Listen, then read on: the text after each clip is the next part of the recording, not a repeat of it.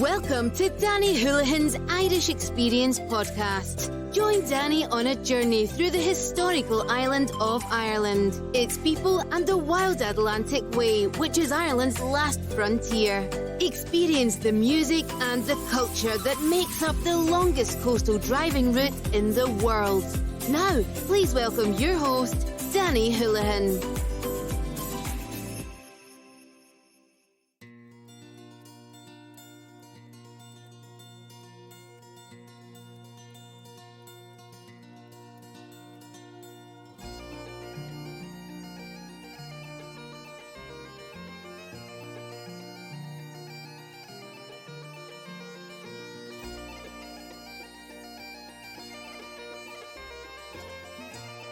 Cuireann fáilte go dtí slí an Atlantic.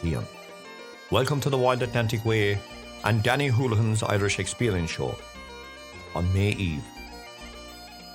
In fact, I guided a group to the top of Knockanore, the Hill of Slaughter, on May Eve, where once the might of the Fianna was tested against Tailc Mhic Treoin, a noted Grecian warrior from Greece, over the beautiful female Niamh. I am not a superstitious person, but if our ancestors were here with me, they would tell me to stay clear of the hill of Knockanore on the night of May Eve, as it's the realm of the otherworld, the fairies, and the fair bollogs, the otherworld creatures who come to life. It's their realm and kingdom. Prior to leaving SuperValu Ballybunion, a large group assembled of well-fit hikers and walkers.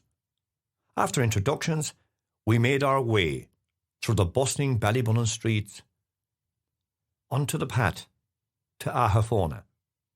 From there, we took a left onto Drummond, then to Houlihan, and then Lahardane, which winds its way along the grassy countryside of Drummond, Houlihan, Lahardane, then onto the locht, Knockanore, the Hill of Slaughter.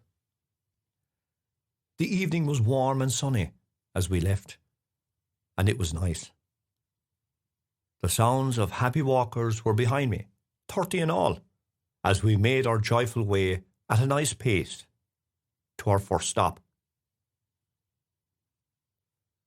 Most of you will not be able to attend the walk on this occasion, so I will just give you a taste of the sights we came across and its people who are gone as we proceed up the famous Hill of Slaughter known as Knockanore.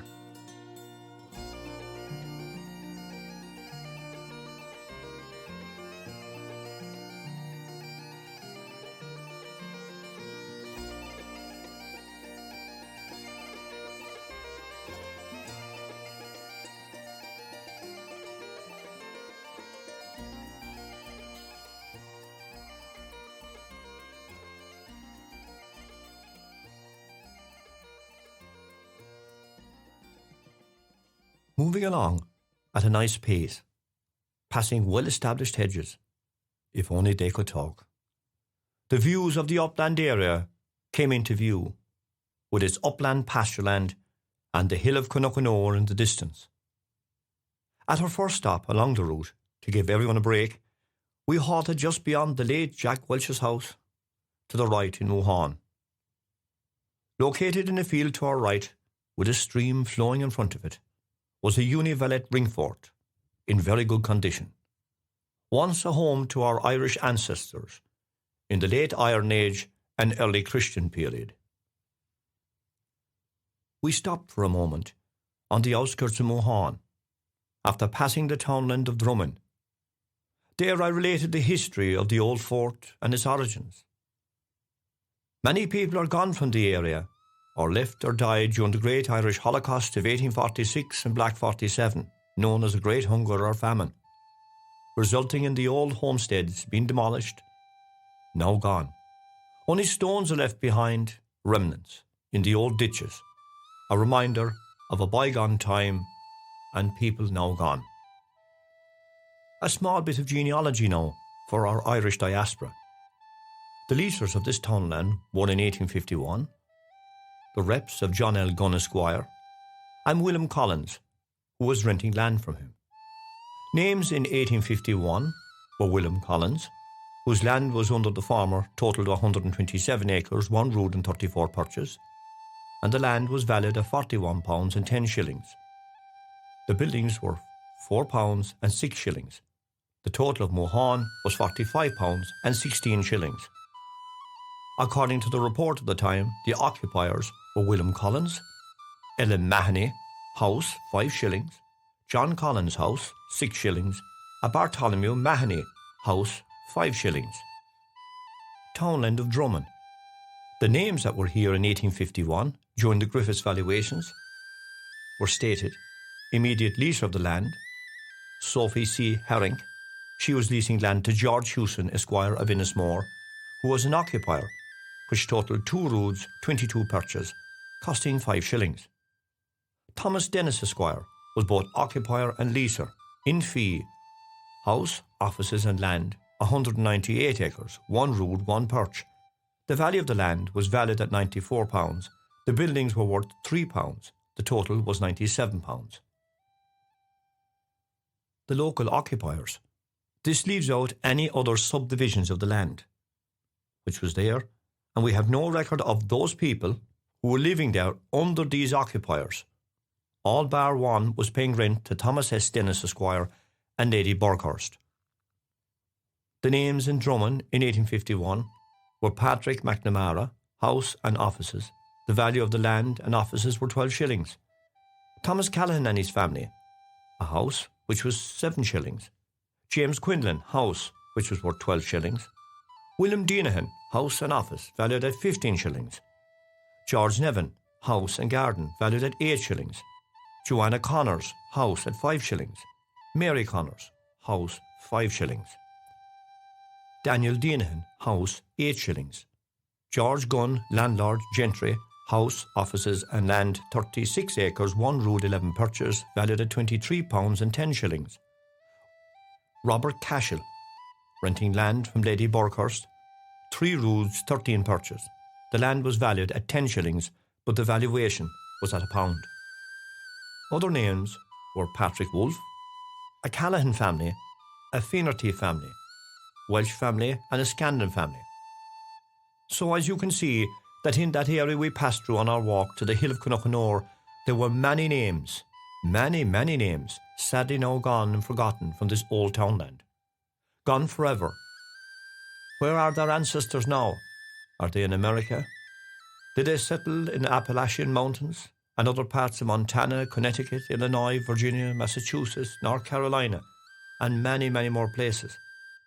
I know of the Maloney family who came from this area, and their ancestors visited me only just about a year ago.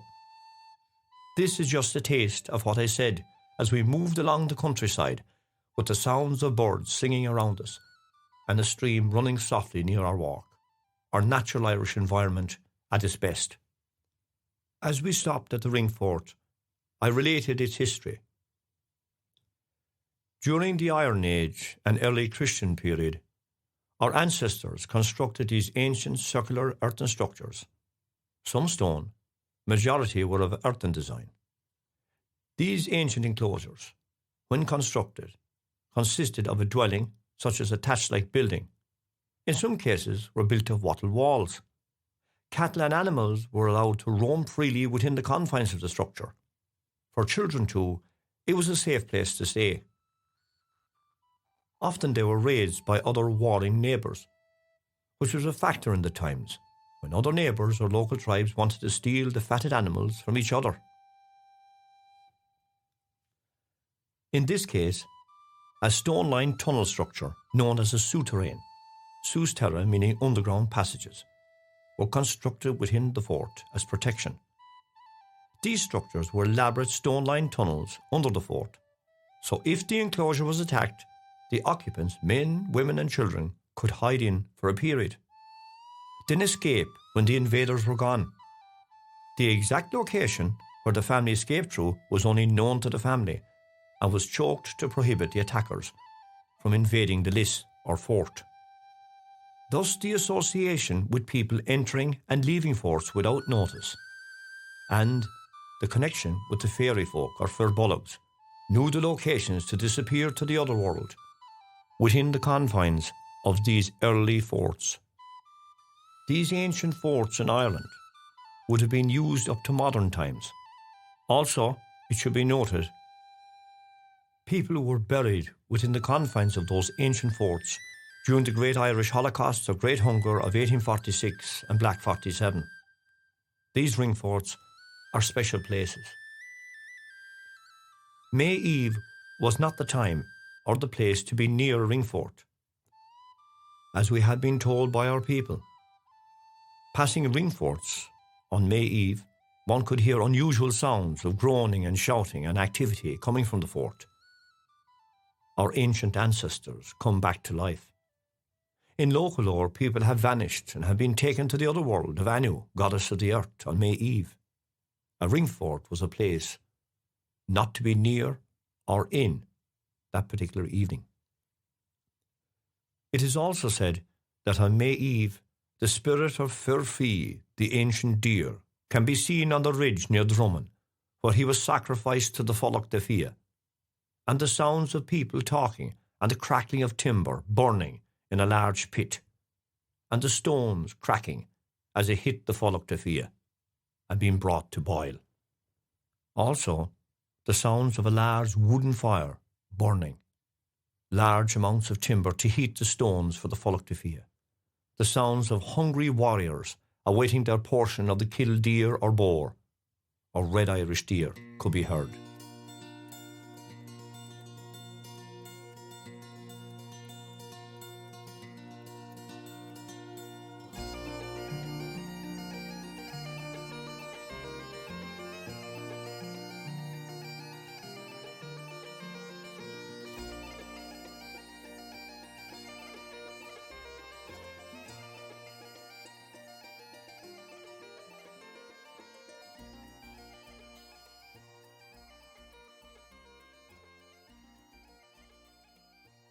Another old story told about the area of lone travellers in the late 1880s. While walking along certain parts of the hill, suddenly they crossed a place where they felt so tired, cold, and very, very hungry. In fact, they were so overcome with hunger, this feeling they fell to the ground. The only way out of the place was to eat a small piece of bread or drink something to relieve the experience. One person locally who managed to pull themselves away from the area made their way to a thatched house, only to be fed by a local housewife. "Did you pass the old road?" she said, as she looked in their direction. "Oh yes," they replied. And she repeated the story that was repeated time and time again, that during the Great Irish Holocaust of 1846 and 47, known as the Great Hunger or Famine, "Oh, that's the old road used during the famine. Many are buried along its route, and some were found dead on it, and indeed buried within its banks and the fallen walls of their homes," she replied. Now, as we moved along our tour route, these are some of the names of the area now gone in Lahardane, Houlihan and Drummond. Again, another bit of genealogy for those in America and Australia and around the world. Now, just to mention a few names of those who were here in the area in 1851, I've gone back to 1848 as well to see who was there. A small bit of information, as I say, for our diaspora. A snapshot in time. Are there any relations of yours on my list? If so, reach out to me and let me know. Now, I look at the tithe allotments books first, and the names who were paying tithe to the established Church of Ireland at that time. Just a few local names and stats who were there before the Great Hunger or Irish Holocaust of 1845, 46 and Black 47. Just remember, as I said, the ordinary people under these named tenants are lost in time, as they were not recorded. Their ancestors are out there and laid their bones far away from home, far away from the Shannon side.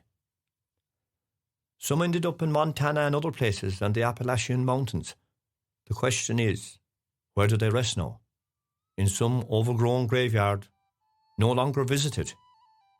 A secret, a faded name on a headstone, slowly going away. We read who was mentioned on the 23rd of August 1825. Maurice Hennessy, 32 acres, 3 roads, 29 perches. He had 5 acres, 0 rules, and 35 perches of bog. He was paying £2, 6 shillings. John English had bog, 5 acres, 0 rules and 35 perches. £2, 6 shillings in tithe. He had 16 acres, 2 roods and 16 perches. Pat English, 16 acres, 3 roods, 6 perches. He had bog, 74 acres, 1 rood, 23 perches. John D had bog, same acreage. He was paying tithe of £2, 6 shillings. A Carmody man, we have no first name, had bog, 19 acres, 2 roods and 24 perches. A Sheehy man had 19 acres, 2 roods, 4 perches, valued at £1, 13 shillings. James Stack had land, arable, 61 acres, 1 rood and 25 perches. Coarse pasture, 31 acres, 3 roods, 7 perches. And bog, he had 27 acres, 1 rood and 5 perches. The total of the acres was 120 acres, 2 roods and 37 perches. He was paying a tithe to the established church of £3, 9 shillings and 0 pence. The total acreage for Lahardane was 391 acres, 3 roods and 16 perches. The total tithe came to in all £9, 7 shillings. Just a few names, part of our history, part of our past and our people, now long since forgotten. As we walked along Lahardane, with nature in bloom, I noticed the long ditches that flanked our way. These ditches contain many stories and worked stones from old houses now gone. From the surrounding area, even a few bones of those who perished during the Great Irish Hunger of 1846 and 47 are still resting in silence there, all around us, a special place to be and a special place to walk on May Eve. Looking through the 1851 Griffiths valuations and the 1848 survey by Dennis Freeman for this townland, the population at that time after the famine was still very high. I will just list the names of the leasers and the occupiers just to show and prove there was a large population in the area of Lahardane, Drummond and Houlihan at that time. The total land area in Lahardane was 1,413 acres, 0 roods and 30 perches. The land was valued at 132 acres, 4 roods and 0 perches. The total was £147 and 9 shillings. The immediate leasers, there are a few, which I will now list. Under them will be the occupiers. As I said, under them we don't know. There's no records. As I said, not mentioned in this list are the remnants of a community after the Great Hunger of 1845, 46 and Black 47. Who were they? Where did our ancestors go to? Now gone. Maurice Hennessy, James Connell, Terence Connor, Michael Murphy, Edmund Murphy, Garrett D. All of the names in brackets. The reps, John L. Gunn, Angela D. Names of the people that were on the land at that time. Michael Kelly was living there in 1846 during the Great Irish Hunger. John Kelly, Ellen Sullivan, Patrick Sullivan was there in 1848. John English, Terence Connors, Henry Sullivan was there in 1846. John Diggin, Michael Murphy was there in 1846. Timothy O'Brien was there in 1848. Margaret Ferris, Mary D., Dennis Enright, Richard Kennedy, Brian Hennessy was there in 1848. James D. was there after the famine in 1848. Edmund Enright, Margaret Ferris, Ann Connors, Patrick Sheehy, John Quinlan, Garrett D., Daniel D., Honora Conway, Mary Ryan. Many, many names of our people, now gone and forgotten.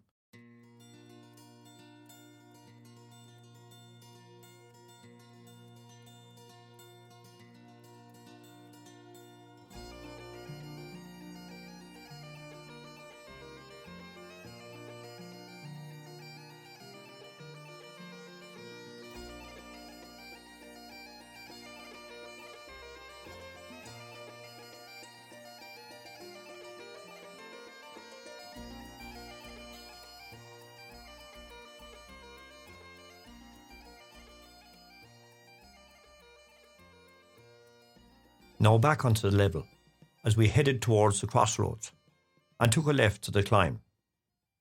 Not far away from us in the distance is the famous holy well Tailc Mhic Treoin. I will deal with that in another episode.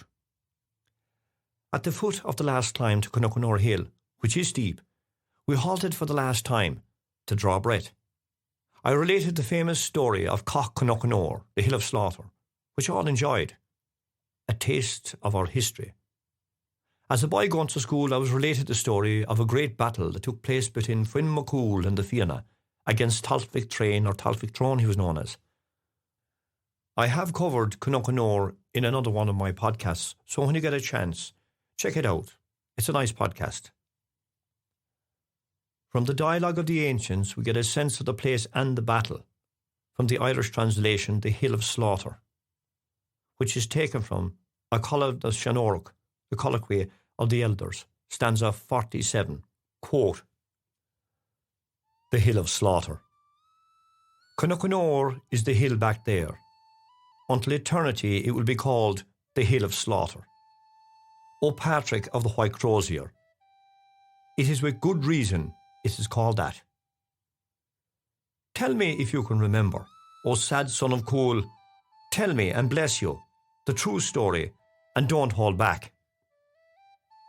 One day, when Fianna the leader and the Fianna with their slender horses were on the hill, there was a great number of them, and they were not afraid to show their strength. A lone woman, more beautiful than the sun, was seen by the Fianna approaching up the pathway. She approached Fianna, the commander of all ports, and he saluted the woman, who wore a red cape. Who are you, O Queen? Said Fianna. You who are beautiful in spirit and appearance. Your voice will be more beautiful to me than any music that is played. My name is Niamh the Fair, the daughter of Roh, son of Lahardane, the king of Greece, my curse on him, who forced me to marry Tailc Mhic Treoin. What has forced you to travel? Don't keep any secrets from me now. I will protect you till eternity and keep him from you.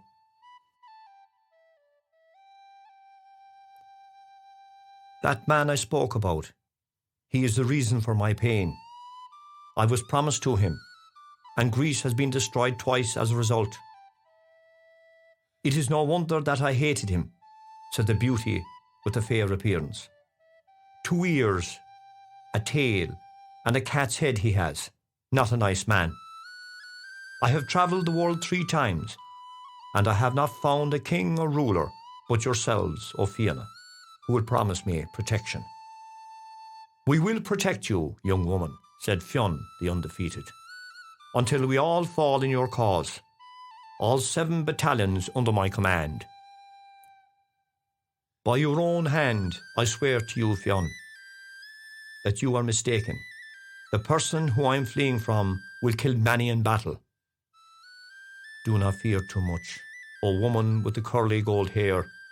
No warrior under the sun arrived, whom the Fianna weren't a match for.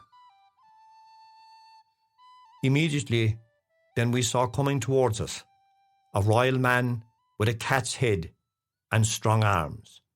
He neither saluted nor bowed before Fianna, but sought battle for the woman. We sent 200 warriors against him. Warriors who were strong of arm. Not one of the 200 returned. Every one of them fell to Tailc Mhic Treoin. 1,000 leaders, 9,000 warriors, side by side our own men, O Patrick of the strong faith. They were the ones we lost of the Fianna. Oscar asked Fianna's permission, although I shivered to mention it, to fight the fierce warrior, after he saw the demise of the others. I grant you permission, said Fianna, although I greatly regret it if you die. Go and take my blessing. Remember your skill and your deeds. Oscar got up, that brave man, on whose hand no attack had ever succeeded. That glorious warrior with supreme courage went to face Tailc Mhic Treoin. Turn towards me, O son of Treoin, said the brave Oscar, because I will take your head off to revenge those whom you've killed. For 5 days and 5 nights, the two strong men clashed in battle, without food or drink or sleep, until Tailc fell by my son's hand. We raised 3 battle cries on high after that fierce, rough battle. Shouts of lament for those who had fallen in battle, and 2 shouts of praise for the death of Tailc. And then, Niamh the beautiful, that fine woman, when she saw the extent of the slaughter, that woman with the rosy cheeks was overwhelmed by a fit of shame and fell down dead with the others. The death of the Queen, after all that had happened, affected all very severely. On this hill, after that battle, the Fianna named it the Hill of Slaughter. Powerful words from the ancients. What a history we have in this area. It's fabulous. There was a cairn on the hill of Knockanore many, many years ago, and graves, it has been said, but sadly the heap of stones was removed in the early 1700s. As we reached the end of our tour and the climb to Knockanore, one of our guests walked on the last part of an old roadway which ran along the coastline and crossed Knockanore. It was one of the ancient highways of Éireann, the Cleomh, which stretched this ancient route from Malin Mountain and Kerryhead on Caherconree, along the coastline of North Kerry, crossing the river Cashan and through the old parish of Houlihan and Doon, and on towards Bramore. These ancient highways were ancient routes, linking the coastline and the old promontory forts and settlements along the coastline of North Kerry in ancient times, for people and their customs before the arrival of Christianity. It was related to me that the old road of Cleomh branched off at Doon Church to the right and made its way to the hill of Knockanore. Now, my friends, you can still see a part of the old ditch on Knockanore, winding its way in the direction towards the ruin of Doon Church. And it should be noted, another part of that road can be seen near Bramore Cliffs, running along the cliffs to the promontory fort of Lick Castle. It's not without grounds that another spur ran from Lick to Knockanore. The road crossed the hill to the other side, where the start of the Shannon Way is now, and made its way through the old woodlands of Asti, Ballylongford. These woodlands are gone now, but the bogs are there to testify to the woods being there. It is said that on May Eve, if you're on the hill, the sounds of carts and horses can be heard clear as day, making their way along the hillside to Asti and Ballylongford. The voices of the ancients, returning to the lands they once roamed and farmed. After the group had a break and a brief conversation with each other, a thing today we often miss, we all gradually dispersed down from the Locht and Knockanore, leaving behind its famous history and lore. The mist that had covered the hill gradually cleared, leaving us with a sunset view of the clouds. It was magic, as if the fairy folk had permitted us a glimpse of their dawn, I thought. One could meditate on one's own soul as we descended from the beautiful hill. Some of the original group came together as we came down the hill, with the scenic backdrop of the Shannon Estuary and Kerryhead in the distance. A great conversation took place about fairies and pishogues. It was unique. However, one person warned us, "Don't tempt the fairies," as we passed the ring fort near Mohan. The fine conversation intermingled with periods of silence, with nothing but the sounds of birds singing before dusk, was all around us, an experience worth having. It was not long until we arrived at Ahafona and back to the town of Ballybunion, alive with the sounds of night revellers. I thought, we have left our history and our tour behind us, a period of communion with our nature and our landscape. I will be back to the Hill of Slaughter again, so keep an eye on my podcast series. I hope you've enjoyed our May Eve trip to Knockanore. I know I did, and a small bit of genealogy. If you would like to support my ongoing research and podcast episodes, why not buy me a coffee? This will be used to update my research and equipment. I will give everyone who contributes a shout out on my series. Just click on the link below to support me in any way, big or small. Thank you. That's buymeacoffee.com/YXQ Danny. Until we all meet again, slán, bye. Thanks for listening to our show. Through its people, its heritage, and its rugged coastline, this is truly Danny Houlihan's Irish experience. Bye for now.